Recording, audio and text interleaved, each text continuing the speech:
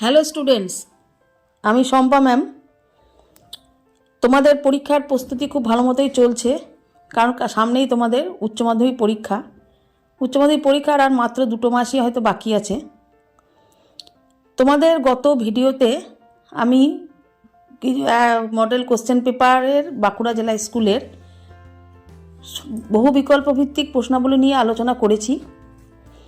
এই ভিডিওতে আমি তোমাদের সংক্ষিপ্ত উত্তর ভিত্তিক 2 নম্বরের কোশ্চেনগুলো নিয়ে আলোচনা করে দেবো, এবং 3 নম্বরের যে বিষয়ভিত্তিক প্রশ্নাবলীগুলো আছে তাতে যে তোমাদের গুণ পরিমাণ উল্লেখ করো, আবর্তন বিবর্তন, মূর্তি সংস্থানের বৈধতা বিচার, এইগুলো আমি তোমাদের একটু আলোচনা করে দিচ্ছি। তাছাড়া বড় যে কোশ্চেনগুলো আছে সেগুলো নিশ্চয়ই তোমরা বাড়িতে সবাই করেছো, সেগুলো বাড়িতে একটু তোমরা দেখে নেবে। চলো এবার আমি তোমাদের প্রথম প্রশ্ন নিয়ে আলোচনা শুরু করছি, 2 নম্বরের 1 কোশ্চেনটা দিয়ে। 2 নম্বরের 1 কোশ্চেনটা দেখো আছে, বিপরীত বিরোধিতার একটি দৃষ্টান্ত দাও। উত্তরটা হলো, ধরো বিপরীত বিরোধিতার দৃষ্টান্ত। বিপরীত বিরোধিতার সম্পর্ক হলো এ এবং ই বচনের মধ্যে। তাই প্রথমে একটা এ বচনের দৃষ্টান্ত নিলাম। দেখো, এ বচনে হলো মূল বচন, সকল মানুষ হয় চোর। তার বিপরীত বিরোধী বচন তাহলে কি হবে? কোনো মানুষ নয় চোর। এখানে উদ্দেশ্য আর বিধেয় একই স্থানে থাকবে, কিন্তু এ থেকে ই হবে, মানে গুণের পরিবর্তন হবে। 2 বিবর্তনের দ্বিতীয় নিয়মটি কি? 2 উত্তরটা দেখে নাও। বিবর্তনের দ্বিতীয় নিয়ম, বিবর্তিত বচনের বিধেয় পদটি বিবর্তনীয় বচনে বিধেয়র বিরুদ্ধ পদ হবে।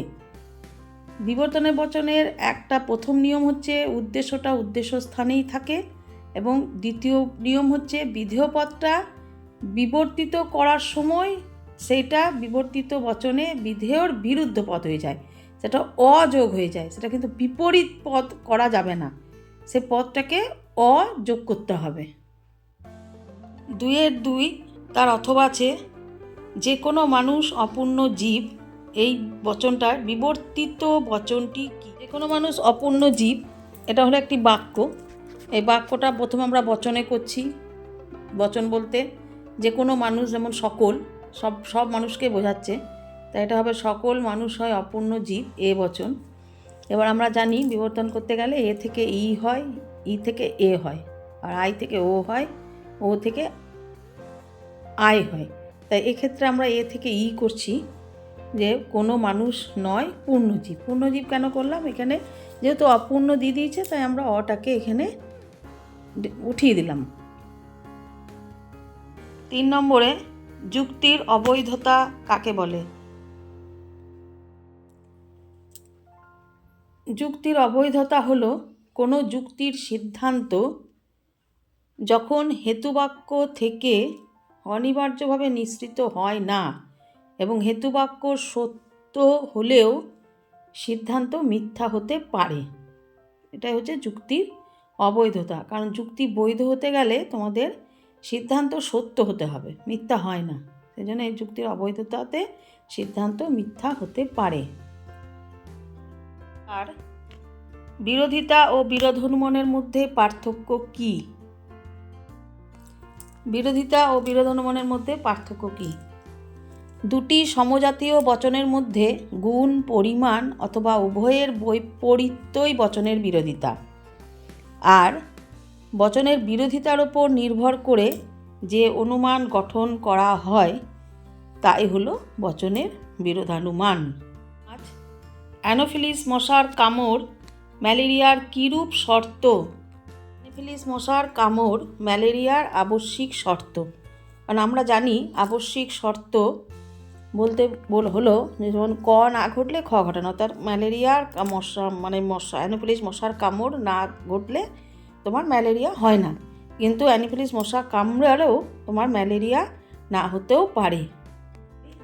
প্রাকল্পিক নিরপেক্ষ ন্যায় কাকে বলে? এই মিশ্র ন্যায়ের প্রথম হেতুবাক্যটি প্রাকল্পিক বচন, এবং দ্বিতীয় হেতুবাক্যটি ও সিদ্ধান্তটি উভয়ই নিরপেক্ষ বচন, তাকেই প্রাকল্পিক নিরপেক্ষ ন্যায় বলে। যেমন দেখো, যদি বৃষ্টি না পড়ে তবে রাম স্কুলে যাবে। প্রথম বাক্য যদি বৃষ্টি না পড়ে, তো এটা গোটাটায় এবং তবে রাম স্কুলে যাবে, এই প্রথমটা গোটাটায় প্রাকল্পিক বচন যদি তবে দ্বারা যুক্ত যে বাক্যটা থাকে সেটা হচ্ছে প্রাকল্পিক বচন। বাকি দুটো বচন দেখো, বা বৃষ্টি পড়ছে বা অথবা অতএব রাম স্কুলে যায়নি, এই দুটোই হচ্ছে নিরপেক্ষ বচন। এক্ষেত্রে প্রাকল্পিক নিরপেক্ষ ন্যায়ের ক্ষেত্রে যা, বৈকল্পিক নিরপেক্ষ ন্যায়ের ক্ষেত্রেই তাই। বৈকল্পিক নিরপেক্ষ ন্যায়ও তোমার প্রথম বচনটা হবে বৈকল্পিক বচন এবং অপ্রধান হেতুবাক্য এবং সিদ্ধান্তটা হবে নিরপেক্ষ ন্যায়। ছয়ের অথবা প্রাকল্পিক নিরপেক্ষ ন্যায়ের বৈধতার এমটি এর নিয়মটি লেখো। প্রাকল্পিক নিরপেক্ষ ন্যায়ের বৈধতার এমটি এর নিয়মটা হলো অনুগকে অস্বীকার করে পূর্বগকে অস্বীকার করা। এমটি অর্থাৎ মডাস টলেন্স। দেখো, যেমন যদি রাম আসে তাহলে শ্যাম আসবে। এখানে রাম আসে এটা হচ্ছে পূর্বগ, আর শ্যাম আসবে এটা হচ্ছে অনুগ। দেখো, এখানে প্রথমেই পূর্বগকে অনুগকে অস্বীকার করা হয়েছে, শ্যাম আসেনি। অনুগকে অস্বীকার করে তারপর আবার পূর্বগকে অস্বীকার করা হয়েছে, অতএব রাম আসবে না। অস্তিত্বমূলক দোষ কাকে বলে?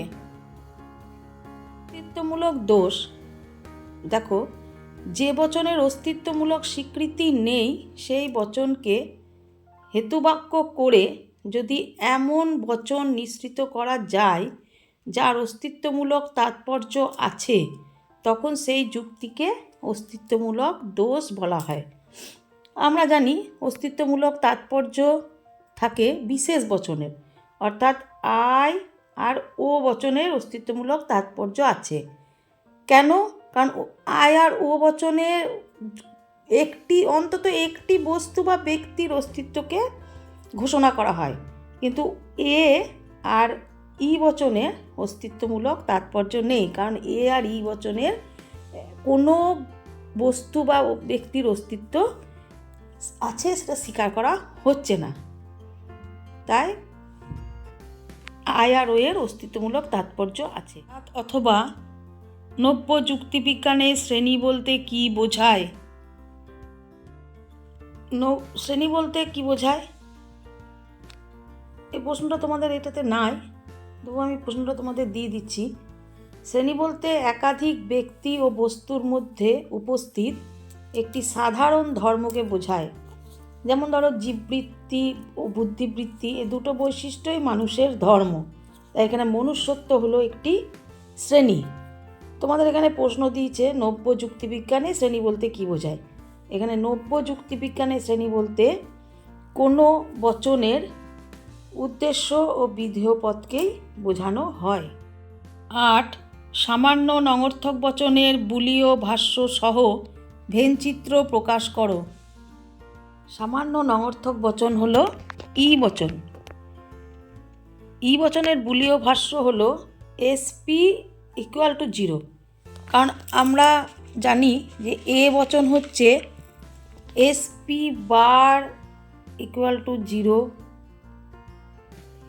ই হচ্ছে এসপি ইকুয়াল টু 0, আই হচ্ছে SP not equal to 0, SP not equal to 0, আর ও হচ্ছে SP bar not equal to 0। তাই এখানে ই বচনের বুলীয় ভাষ্য হলো এসপি ইকুয়াল টু 0। তাই এ বচনের তোমাদের ভেনচিত্র হলো, ভেনচিত্র করতে গেলে এই যে তোমাদের দেখিয়েছি, এটা হচ্ছে এস, এটা হচ্ছে পি, এই ঘরটা তোমাদের দেখো এস আর পি দুটোই আছে, তাই এস পি সমান 0, এই জায়গাটা আমাকে ছায়াবৃত্ত করতে হচ্ছে। 9. গ্রাহক কাকে বলে? গ্রাহক বলতে কি বুঝছি আমরা? যে প্রতীক চিহ্নের স্থানে যে কোনো পদ বা বচন বসাতে পারি তাকে বলে গ্রাহক প্রতীক বা গ্রাহক। যেমন পি হলো একটা প্রতীক চিহ্ন। পি এর পরিবর্তে আমরা মানুষ পদটি বসাতে পারি। আবার রাম হয় মানুষ, এই বচনটিও আমরা বসাতে পারি। বহুকারণবাদের অর্থ কী? বহুকারণবাদের অর্থ কি? বহুকারণবাদের অর্থ হচ্ছে একই কার্যের বহু কারণ থাকতে পারে। যেমন দেখো, মৃত্যু এই কার্যটি বিষ পান করেও মৃত্যু হতে পারে, আত্মহত্যা করেও মৃত্যু হতে পারে, আকস্মিক দুর্ঘটনাও হতে পারে, বার্ধক্যতেও মৃত্যু হতে পারে। মৃত্যুটা একটা কাজ, আর তার বহু কারণেই মৃত্যু ঘটতে পারে, প্রভৃতি বহু কারণ থাকতে পারে। তাই এটা হচ্ছে বহুকারণবাদের অর্থ।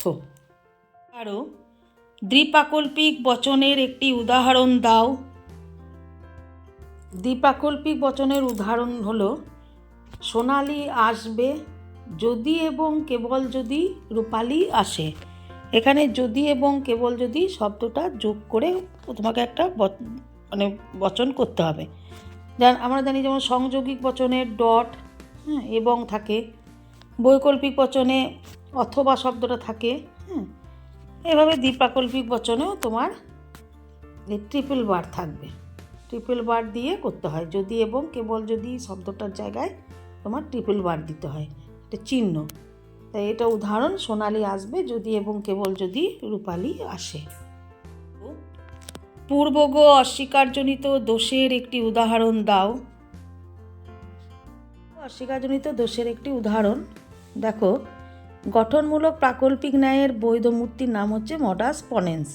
যে মডাস পনেন্সের নিয়ম হচ্ছে পূর্বগকে স্বীকার করে অনুগকে স্বীকার করা। কিন্তু এক্ষেত্রে দেখো, পূর্বগকে অস্বীকার করে অনুগকে অস্বীকার করা হয়েছে। যেমন দেখো, যদি প্রশ্ন কঠিন হয় তবে ছাত্ররা ফেল করবে। এখানে দেখো প্রশ্ন কঠিন হয়, এটা পূর্বগ, ছাত্ররা ফেল করবে অনুগ। এখানে পূর্বগকে অস্বীকার করা হয়েছে, মানে প্রশ্ন কঠিন হয়নি, এটা অস্বীকার করা হয়েছে, তারপরে অনুগকে অস্বীকার করা হচ্ছে। সেই জন্য এখানে পূর্বগ অস্বীকারজনিত দোষ ঘটেছে, এটা এমপি নিয়মটা লঙ্ঘিত হয়েছে। তাই পরীক্ষণ কি?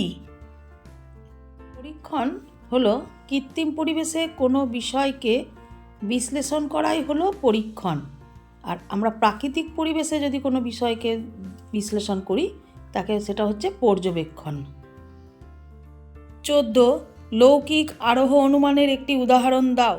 লৌকিক আরোহ অনুমানের যে উদাহরণটা দেখো চেয়েছি, যে লৌকিক আরোহ অনুমানের আমাদের সিদ্ধান্তটা সবসময় সামান্য সংশ্লেষক বচন হয় এবং সম্পূর্ণ অভিজ্ঞতার ভিত্তিতে আমরা প্রতিষ্ঠা করি, আর সেখানে তোমাদের কার্যকারণ সম্বন্ধ প্রমাণ করারও কোনো দরকার নেই। এখানে বলা হচ্ছে, দেখো উদাহরণটা, এ পর্যন্ত আমি যত রাজহাঁস দেখেছি তাদের সব কয়টাই সাদা এবং অন্য কোনো রঙের রাজহাঁস আমি কখনো দেখিনি। তাই আমাদের কি সিদ্ধান্ত করা হবে? সব রাজহাঁস সাদা।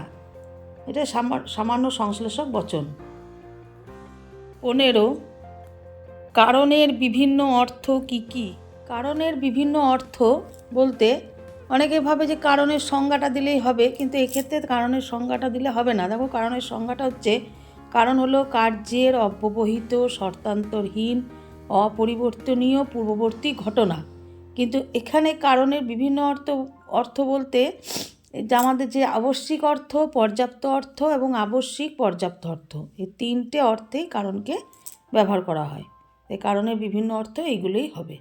16 বৈজ্ঞানিক আরোহ অনুমানের সংজ্ঞা দাও। বৈজ্ঞানিক আরোহ অনুমানের সংজ্ঞা প্রকৃতির একরূপতা ও কার্যকারণ নীতির ভিত্তিতে সিদ্ধান্তে বিশেষ থেকে সামান্য বচনের প্রতিষ্ঠাকরণকে বৈজ্ঞানিক আরোহ অনুমান বলা হয়।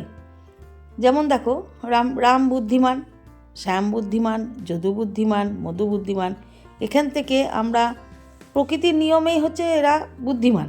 তা প্রকৃতির একরূপতা ও কার্যকারণ নীতির ভিত্তিতে সিদ্ধান্ত প্রতিষ্ঠা করছি আমরা। তাই এখান থেকে আমরা সিদ্ধান্ত কি করছি, যে সকল মানুষ হয় বুদ্ধিমান। আজকের মতো ভিডিওটা এখানেই শেষ করছি। ভিডিওটা যদি তোমাদের ভালো লেগে থাকে তাহলে সাবস্ক্রাইব করতে পারো এবং চ্যানেলটাকে তুমি লাইকও করে রাখতে পারো। পরবর্তী ভিডিও নিয়ে আমি আবার পরে আসবো। তোমরা ভালো থেকো, সুস্থ থেকো এবং পড়াশোনার সাথে থাকো।